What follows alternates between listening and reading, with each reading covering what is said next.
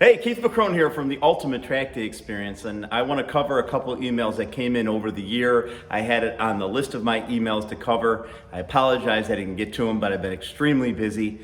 We just got back a couple weeks ago from VIR. Excellent outing. We had a little bit of a challenge with the engine on the car, and we are getting that resolved as we speak. But as you can see over my right shoulder here, we have 55-gallon drums of fuel. And oftentimes I get people that reach out to me and say, hey, where do you guys get your fuel at? What kind of fuel do you run and why? And how do you get it to the track? So I want to shoot a really quick video on that. So as you can see, I buy my fuel from Sunoco, and it is in 55-gallon drums. Now, why do I do that? Well, I'll tell you, it's really convenient for me to be able to bring my own fuel to the track, and I don't have to rely on the track. I mean, there's been some times when I've gone to tracks and maybe they're out of fuel or the fuel pumps are down, and if that's the case, for me to have to go out and find racing fuel is very difficult. So I bring my own fuel with me so I don't have to run into that. Now, where do I get the Sunoco fuel? I get it from, double check that real quick.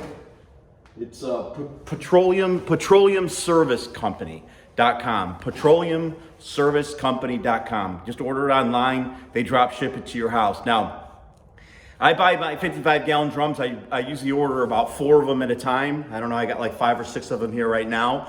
As you can see, I've got a pump that is hooked up that goes into the 55-gallon drum. I've got myself a little pull dolly here to be able to pull the fuel around. And then that pump, it actually plugs into electric. So it's basically a 110 powered pump that pumps that 55-gallon drum dry of fuel and puts it into my trailer. Now, we do run 100 octane racing fuel in the Club Sport. The reason being is because the Club Sport has some upgrades. So we have an intake, we have a throttle body, we have an exhaust, and we have a tune on that. When we do that, we have to run higher octane fuel.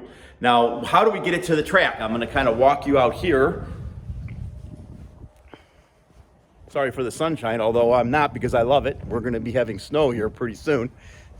So in this baby here, which is, this is a 38-foot Intech. I've done some videos on this in the past. It is a 3-car stacker, and then it's being pulled obviously by a toter. So a Renegade toter, which is a 2018. And what I do is I actually was fortunate when I had this thing built. I told them to put holding tanks on this. So I have 2 40-gallon holding tanks that are on this trailer. As you can see right here, just like a regular car, just open this up. I take the nozzle on the pump and I just go ahead and I pump the 40 gallons in here. And then there is another one that's over here. I pump the 40 gallons here. And the thing that's really nice is right next door to it, I have a 110 outlet. So I hooked a 110 outlet into it, and then I go ahead and I pump, you know, the fuel inside these holding tanks. So it makes it really easy when we're at the track. We're very self-contained, if you will. So we also have the air. So since we have the toter home, there's an air output. Since it has air brakes, it has its own compressor. It builds up air, and we use that air to fill up the air tank for the tires on the race car. So if you guys have any other questions, info@utde.racing. And again, thank you very much for all your support this year. I look forward to next year. The schedules are coming out.